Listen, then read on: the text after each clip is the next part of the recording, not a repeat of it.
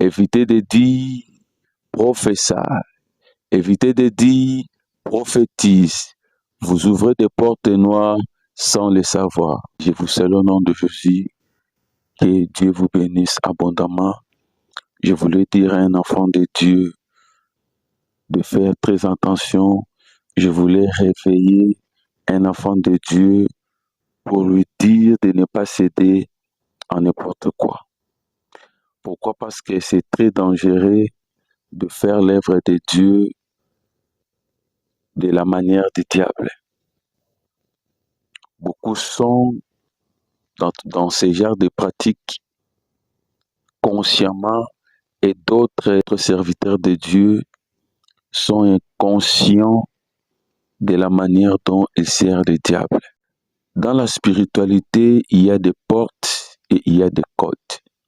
Les codes fonctionnent et des portes aussi fonctionnent. Il y a des codes et il y a des portes noires. C'est un code qui ouvre des portes noires dans la vie des enfants de Dieu sans le savoir. La vie spirituelle, c'est une vie de codes et c'est une vie de portes.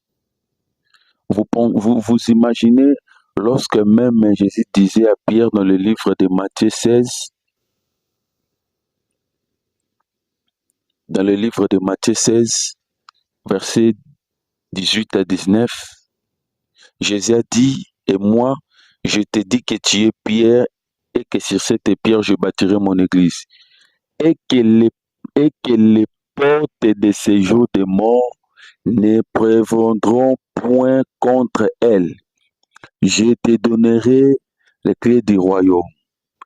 Tout ce que tu lieras sur la terre sera lié dans le ciel. Et tout ce que tu délieras sur la terre sera délié dans le ciel. Vous allez remarquer, même dans l'évangile de Jean, chapitre 2, verset 19 à 20, Jésus disait, « Je détruirai ce temple et je la relèverai dans 3 jours. » C'était un code que les Juifs n'ont pas compris en disant, et il a fallu 46 ans pour construire ce temple, et toi tu dis en 3 jours.